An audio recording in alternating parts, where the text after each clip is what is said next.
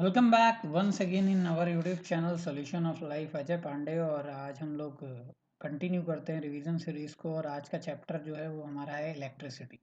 तो ज़्यादा टाइम ना लेते हुए हम लोग स्टार्ट करते हैं। जो भी डाउट रहेगा बीच में हम डिस्कस करते रहें।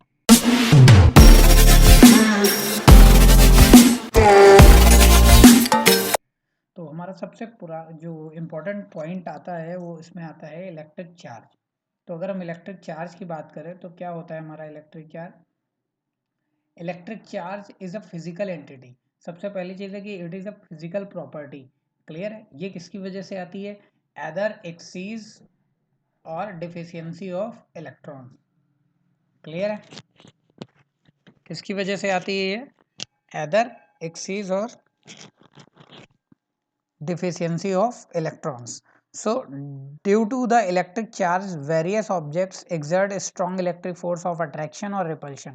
तो यहाँ पे कोई भी फोर्स क्रिएट कर सकते हैं वो एदर अट्रैक्शन और रिपल्सन। याद रखिएगा कि इसकी जो एसआई यूनिट होती है दैट इज अ कूलम और ये एक स्केलर क्वांटिटी है। यहाँ पे हम अगर देखें तो एक प्रिंसिपल आता है द क्वांटाइजेशंस ऑफ इलेक्ट्रिक चार्ज। तो इसका मतलब है कि जो चार्ज होता है that is a electrical integral multiple of magnitude of charge. Integral multiple का मतलब होता है कि जैसे कि 0 +1 तो इसका इंटीग्रल मल्टीपल होगा, यानी कि इसको ऐड करके टोटल जो हमारा होगा वो पर्टिकुलर इलेक्ट्रॉन पे आएगा। ठीक है ना। तो यहाँ पर ये फॉर्मूला आ जाता है Q is equal to N E, जहाँ पे n क्या है? नंबर ऑफ इलेक्ट्रॉन्स है। E क्या है? Charge of one electron. आप सभी को पता होगा कि चार्ज ऑफ वन इलेक्ट्रॉन कितना होता है। क्लियर है? पता है कि नहीं? तो मैं यहाँ पे लिख देता हूँ कि वन इलेक्ट्रॉन का जो चार्ज होता है दैट इज 1.6 इंटू 10⁻⁻19 और मैंने यूनिट बताई थी आपको कूलम, तो ये कूलम होता है। टाइप्स ऑफ चार्ज की बात करेंगे तो there are two types of charge. Benjamin Franklin ने ये चार्ज दिया था। तो एक पॉजिटिव चार्ज होता है और एक negative. A body gets positively charge. Positive charge क्या होता है कि जब एक बॉडी इलेक्ट्रॉन्स को लूज करती है। सपोज कि यहाँ पर टू बॉडीज हैं आपके पास और यहाँ पे दोनों में ऐसे ये प्लस प्लस और माइनस माइनस है। तो अगर ये आपस में इंटरेक्ट करती हैं, मान लीजिए एक प्लस का जो साइन था वो यहाँ आ गया, तो यहाँ पर प्लस का साइन आ गया, तो यहाँ पर क्या हो रहा है आपका? प्लस ज़्यादा हो गया, तो ये पॉजिटिव चार्ज हो गया। और यहाँ पर माइनस माइनस ज़्यादा है तो ये निगेटिव चार्ज हो गया। तो हमेशा क्या होता है कि इलेक्ट्रॉन्स ही मूव करते हैं, पॉजिटिव साइन कभी भी मूव नहीं करता है, यानी कि इलेक्ट्रॉन्स ही मूव करते हैं। तो हम इलेक्ट्रॉन्स की डोनेशन की वजह से जो क्रिएट होता है that is a charge. Clear है। तो यहाँ पे कई बार ये होता है, क्वेश्चन भी आता है the charge develop by on a glass rod when rubbed with silk is called positive charge. यानी कि जो ग्लास को जब हम रब करते हैं सिल्क से तो जो उस पे चार्ज डेवलप होता है उसी को हम क्या कहते हैं? Positive charge. निगेटिव चार्ज की बात करें तो निगेटिवली चार्ज कब होगा हमारा? जब इलेक्ट्रॉन्स को गेन करेगा। यहाँ पे भी एग्जांपल क्या है कि प्लास्टिक रॉड को जब हम रब करते हैं वूल से तो वहाँ पे निगेटिव चार्ज होता है। देखिए यहाँ पे वैल्यू भी लिखी हुई है, माइनस का 19 है। ठीक है। बेसिक प्रॉपर्टीज की बात करें तो ये कैसे होते हैं? Attractive and repulsive property of electric charge होते हैं। और additivity of electric charge. Additivity का मीन्स होता है कि अगर पर्टिकुलर कोई सिस्टम है इसमें कई सारे चार्ज हैं तो उन सभी का सम ही आपका चार्ज टोटल चार्ज होगा। ठीक है ना। तो क्या कह सकते हैं हम? जो टोटल चार्ज होता है that is equal to the algebraic sum of all the individual charge. ठीक है। फिर हम बात करते हैं तो कंजर्वेशन ऑफ इलेक्ट्रिक चार्ज होता है। जैसे कि हम लोग पढ़ते थे इलेक्ट्रिक, हम लोगों ने क्या पढ़ा था कि कंजर्वेशन ऑफ एनर्जी। तो energy nether be created nor be destroyed. तो इसका मीन्स क्या था कि जो एनर्जी है वो पर्टिकुलर टोटल जो भी एनर्जी है वो कांस्टेंट है। तो यहाँ पे भी क्या है कि जो हम कंजर्वेटिव की बात करते हैं तो किसी भी एक पर्टिकुलर आइसोलेट सिस्टम के लिए जो टोटल चार्ज होगा वो क्या होगा? कांस्टेंट होगा। फिर जो हमारा आता है कूलम्स लॉ, ये कई बार एग्जाम में पूछा गया है। तो कूलम्स लॉ एक्चुअल में क्या होता है कि अगर दो बॉडीज हैं उनका चार्ज दिया है Q1 Q2 तो जो उन पे फोर्स लगेगा ये अट्रैक्शन भी हो सकता है और ये रिपल्सन भी हो सकता है। ठीक है। ये डिपेंड किस पे करेगा, ये नेचर ऑफ चार्ज पे डिपेंड करेगा। अगर दोनों पॉजिटिव हैं तो आपका क्या हो जाएगा, रिपल करेंगे, नेगेटिव हैं दोनों तो रिपल करेंगे, एक पॉजिटिव एक नेगेटिव तो दोनों एक दूसरे को अट्रैक्ट करेंगे। तो यहाँ पर क्या कहते हैं, इसको इन्वर्सली स्क्वायर लॉ भी बोलते हैं, ठीक है ना। ध्यान रखिएगा, कई बार ये पूछा भी जाता है। तो यहाँ पे क्या होता है कि फोर्स जो है किसके प्रोपोर्शनल होता है, प्रोडक्ट ऑफ देयर चार्जेस, और इन्वर्सली प्रोपोर्शनल होता है डिस्टेंस के, स्क्वायर ऑफ द डिस्टेंस के, ठीक है, क्लियर है। तो ये आपका कूलम्स लॉ होता है। कई बार इसमें एग्जाम में आता भी है, तो के की वैल्यू के कभी कभी पूछ लेता है कि क्या होती है, के की वैल्यू क्या होती है, तो 9 × 10⁻⁹, और यहाँ पर यूनिट ध्यान रखिएगा, न्यूटन मीटर स्क्वायर पर कूलम स्क्वायर। कैसे निकलेगा, तो के इज इक्वल टू क्या हो जाएगा, F R square upon Q1 Q2। तो एफ की क्या होती है, न्यूटन, आर यानी मीटर है तो मीटर स्क्वायर, और अपॉन में एक सी, तो ये हो जाएगा कूलम स्क्वायर। तो ये यूनिट हो गई। यहाँ से ही आप इसकी डायमेंशन भी निकाल सकते हैं। डायमेंशन भी ध्यान रखिएगा, कई बार ये एग्जाम में पूछा गया है आपसे। इलेक्ट्रिक फील्ड की बात करते हैं, तो स्पेस सराउंडिंग, फील्ड का मीन्स क्या है, space surrounding on electric charge in which another charge experience a force of attraction or repulsion is called electric field of the charge। Clear है। इलेक्ट्रिक लाइंस ऑफ फोर्सेस की बात करते हैं, तो Michael Faraday जो scientist थे, उन्होंने introduce किया कि जो लाइन ऑफ फोर्सेस होती हैं वो कहीं ना कहीं चार्ज को, नेचर को दिखाती हैं एक्चुअल में। तो ये क्या होती हैं एक्चुअल में, इमेजिनरी स्मूथ कर्व होता है जो कि इलेक्ट्रिक फील्ड अलोंग किया, ड्रॉ किया जाता है जब हम किसी पॉजिटिव यूनिट पॉजिटिव चार्ज को मूव कराते हैं, ठीक है। तो उससे जो टेंजेंट ड्रॉ करते हैं एक पॉइंट से, वो हमें क्या देते हैं कि फोर्स की line of, electric lines of force देते हैं, ठीक है ना। प्रॉपर्टीज की बात करें तो अभी हमने यहाँ पे देख लिया, इमेजिनरी होती हैं, स्मूथ कर्व होती हैं, और ब्रेक नहीं होती है, स्टार्ट फ्रॉम पॉजिटिव चार्ज, और एंड कहाँ से होती है, नेगेटिव चार्ज में होती हैं। ये कांट फॉर्म क्लोज लूप, कभी भी ये क्लोज लूप नहीं बनाएंगे। If there is a single charge then the line of force will start और एंड और इन्फिनिटी। तो अगर सिंगल चार्ज होगा तो ये कभी भी स्टार्ट या एंड कहाँ से होंगी, इन्फिनिटी से होंगी।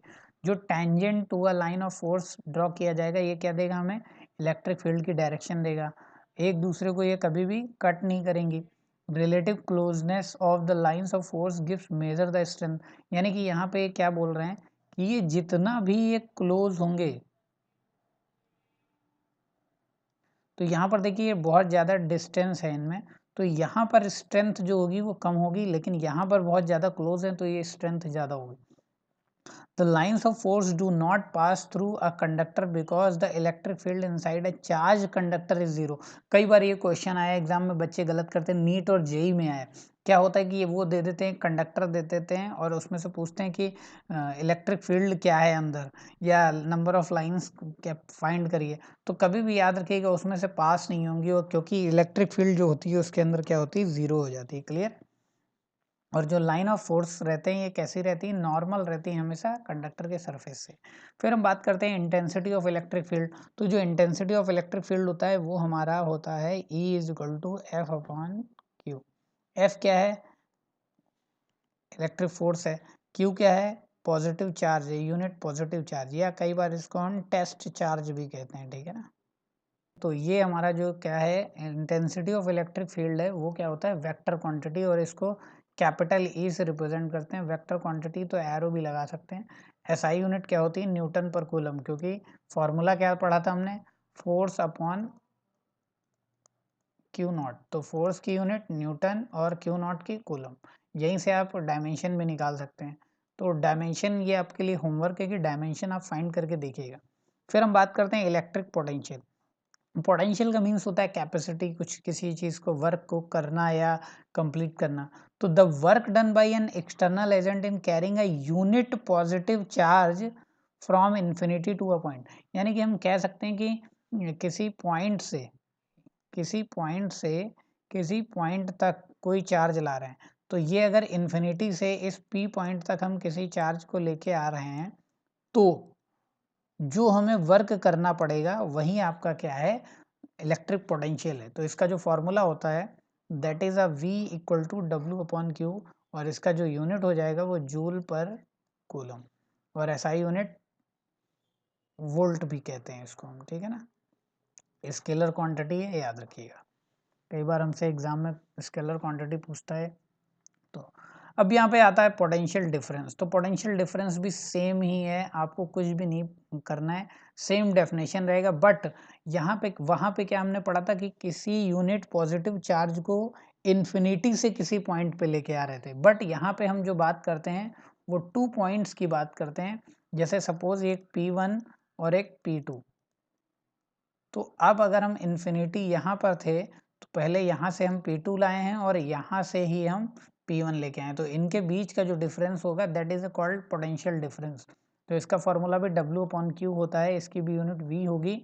और इसको किसने दिया था? एलेजेंड्रो वोल्टा ने दिया था। इसी वजह से इसकी जो यूनिट है जूल पर कूलम को हम क्या कहते हैं? वोल्टा कहते हैं। 1 वोल्ट की अगर डेफिनेशन आ जाएगी तो 1 वोल्ट क्या हो जाएगा कि 1 volt is the potential difference between 2 points when the work done of 1 joule to carry a unit positive charge. Clear है? इसको मेजर करने के लिए याद रखिएगा, कई बार हम कहते हैं कि डिवाइस एग्जाम में पूछ लिया जाता है कौन सा डिवाइस है, तो वोल्ट मीटर जो होता है वो आपका एक डिवाइस है। इक्विपोटेंशियल सरफेस, तो इक्विपोटेंशियल सरफेस आपको नाम से ही पता चल रहा होगा, ऐसा सरफेस जहां पर इलेक्ट्रिक पोटेंशियल हर एक पॉइंट पर क्या हो? सेम हो, उसको हम क्या कहते हैं? Equipotential point. अब देखिए यहाँ पे कुछ इंपॉर्टेंट पॉइंट्स हैं, वो बहुत ही इंपॉर्टेंट है, जो कि हमारे एग्जाम में इसी से रिलेटेड क्वेश्चन आ जाते हैं। तो no work is done in moving a test charge over a equipotential surface. अगर इक्विपोटेंशियल सरफेस है तो वहां पर कोई भी वर्क डन नहीं होगा अगर हम इक्विपोटेंशियल सरफेस पे चार्ज को मूव करा रहे हैं। Electric field is always normal, हमने भी बताया था सरफेस के हमेशा नॉर्मल रहता है। Equipotential surface are closer together in the region of a strong field, ये भी वही आपका पता चल गया होगा। No two equipotential surface can intersect each other, तो ये भी कभी भी एक दूसरे को इंटरसेक्ट नहीं करते। फिर हम बात करते हैं कि कैपेसिटेंस क्या होता है। कई लोग कह रहे होंगे कि सर बहुत तेज भाग रहे हैं, बहुत तेज भाग रहे हैं, तो ध्यान रखिएगा ये रिवीजन पर्पज से है। हम एक और इसके बाद अभी प्रोसेस लाएंगे जिसमें हम लोग पॉइंट टू पॉइंट और टॉपिक टू टॉपिक क्लियर करेंगे, ठीक है। तो the capacitance of a conductor is the measure of its ability to hold electric charge. तो क्या है कि कैपेसिटेंस क्या है कि किसी भी कंडक्टर में कितनी इलेक्ट्रिसिटी वो स्टोर कर सकता है, कितना चार्ज को स्टोर कर सकता है, उसी को हम क्या कहते हैं? कैपेसिटेंस कहते हैं। तो when an insulated conductor is given some charge it acquires a certain potential. तो किसी भी अगर हम कंडक्टर में कुछ इंसुलेटेड कंडक्टर में कुछ चार्ज देते हैं तो वो जो भी पोटेंशियल एक्वायर करेगा वही क्या है आपका? If the charge on a conductor increase its potential also increase. तो अगर चार्ज इंक्रीज होगा तो पोटेंशियल भी इंक्रीज होगा। इसका जो हमने अभी देखा तो ये किस पे डिपेंड कर रहा है?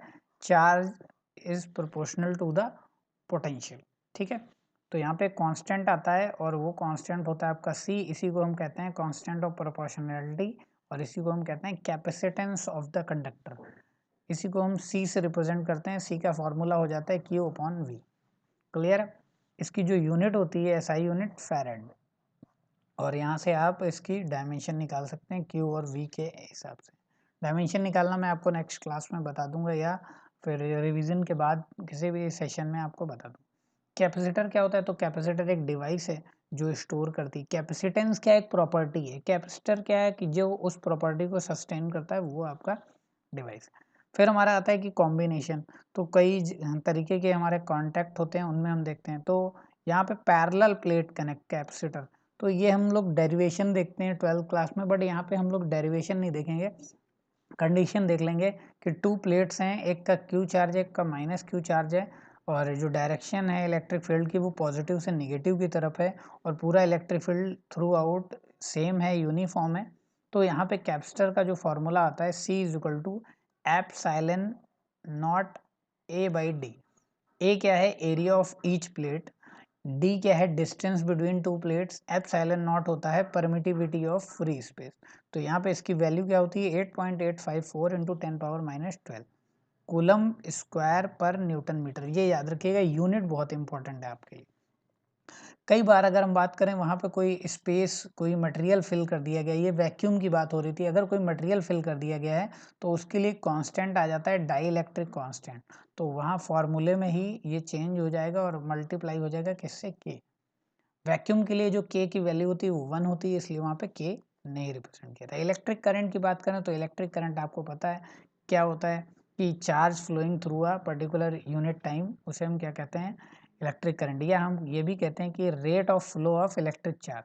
तो फॉर्मूला क्या होता है इसका, I is equal to Q by T. Q क्या होता है, चार्ज कूलम पर सेकेंड, ये भी इसकी यूनिट होती है, बट हम SI यूनिट जो कहते हैं वो एम्पियर। क्लियर है, ये देखिए यहाँ पे दिया भी है। और ये कैसी क्वांटिटी है, एक स्केलर क्वांटिटी है, ध्यान रखिएगा। माइक्रो एम्पियर भी होता है, मिली एम्पियर भी होता है। तो मिली एम्पियर में क्या होता है 10 के पावर -3 एम्पियर, और माइक्रो में क्या होता है 10 के पावर -6 एम्पियर। इसको जो मेजर करने के लिए हम यूज करते हैं मीटर, वो एमीटर होता है। क्लियर है। फिर हम सर्किट की बात करें तो जब भी हम सर्किट बात करते हैं तो ये कैसा होना चाहिए, क्लोज होना चाहिए और कंटिन्यूअस पाथ होना चाहिए, तो इसको हम इलेक्ट्रिक सर्किट कहते हैं। तो ये इट कंप्राइजेज सेल, प्लग की, कंपोनेंट्स और कनेक्टिंग वायर। तो यहाँ देखिए सैम्बल भी कई बार पूछ लेता है, ये की का है, ये एमीटर का है, ये बल्ब है, ये बैटरी या सेल का है। सेल में एक ही सेल रहता है यहाँ पे, और बैटरी में नंबर ऑफ सेल्स रहते हैं, तो वो हमारा हो जाता है। फिर आता है हमारा Ohm's law, very very important. तो अकॉर्डिंग टू ओम्स लॉ क्या होता है कि इलेक्ट्रिक करंट जो फ्लो होती है conductor is directly proportional to the potential difference.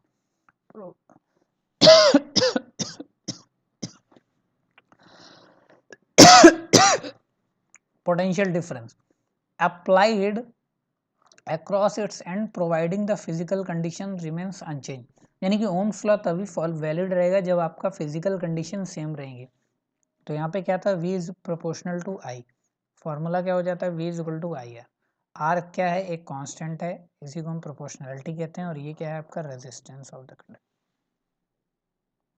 Electric resistance को हम लोग नेक्स्ट क्लास में देखेंगे। आज की क्लास में इतना ही। थैंक यू एवरीवन, पढ़ते रहिए, मस्त रहिए।